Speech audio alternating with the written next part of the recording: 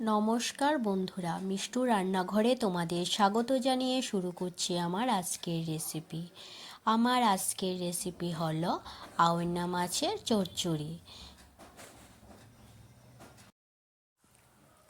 আওয়ান্না মাছের চচ্চড়িটা করার জন্য আমি এখানে নিয়েছি কাঁচা লঙ্কা, শুকনো লঙ্কা,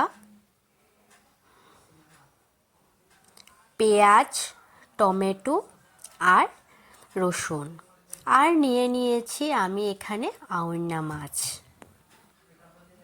এখন আমি আওয়ান্না মাছের চচ্চড়ির জন্য মশলা করে নেব। পেঁয়াজ আর টমেটো কেটে নেব। একটা পেঁয়াজ আমি কেটে নিয়েছি, আর টমেটোটা কেটে নিয়েছি, আর ধনেপাতা কুচি। আর এখানে মশলা নিয়েছি কাঁচা লঙ্কা বাটা, শুকনো লঙ্কা বাটা, রসুন আর পেঁয়াজ একসঙ্গে বেটে নিয়েছি, আর জিরে ধনে বাটা। এখন আমি মাছগুলি সব মশলা দিয়ে মেখে নেব। প্রথমে আমি দিয়ে দিচ্ছি সর্ষের তেল, তারপর দিয়ে দেব পরিমাণ মতন লবণ,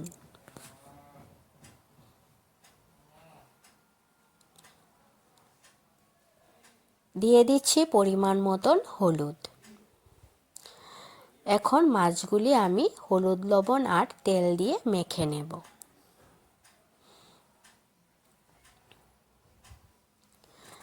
তারপর দিয়ে দেব 2 চামচ জিরে আর ধনে বাটা।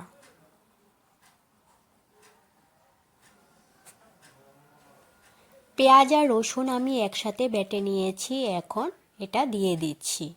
তারপর দিয়ে দেব আমি কাঁচা লঙ্কা বাটা আর শুকনো লঙ্কা বাটা।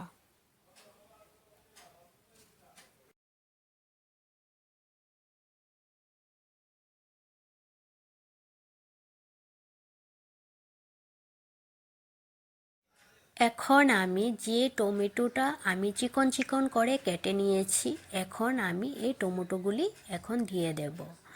এখন আমি টমেটো আর সব মশলা আর মাছ সব একসাথে মেখে নেব। তারপর রান্নাটা বসিয়ে দেব। মশলা দিয়ে মাছ মাখা হয়ে গেছে, এখন আমি রান্না বসিয়ে দিচ্ছি। গ্যাসে আমি কড়াই বসিয়ে দিয়েছি, দিয়ে দিলাম সর্ষের তেল।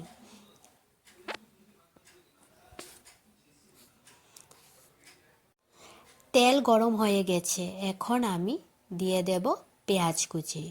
পেঁয়াজ কুচিগুলি আমি ভেজে নেব।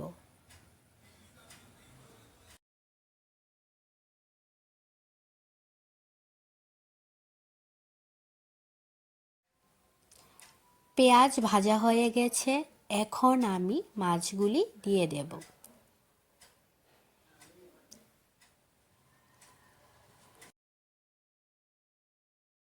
মাছগুলি দেয়া হয়ে গেছে, এখন আমি খুন্তি দিয়ে মাছগুলি ছড়িয়ে দেব।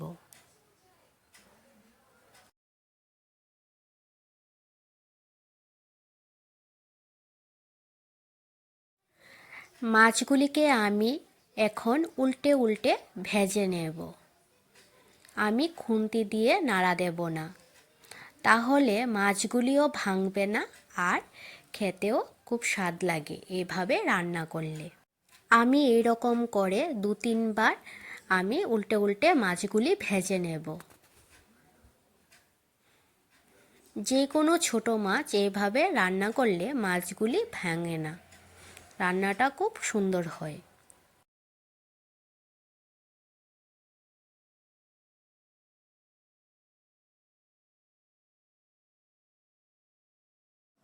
মাছগুলি ভাজা হয়ে গেছে, এখন আমি অল্প পরিমাণ জল দিয়ে দেব।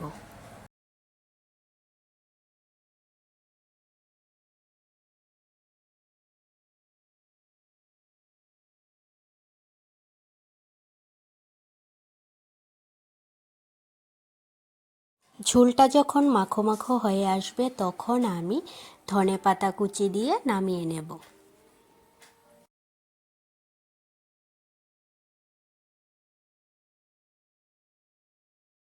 রান্নাটা আমার হয়ে গেছে, এখন আমি ধনেপাতা কুচি দিয়ে নামিয়ে নেব। এখন আমি আওয়ান্না মাছের চচ্চড়িটা প্লেটে নামিয়ে নেব।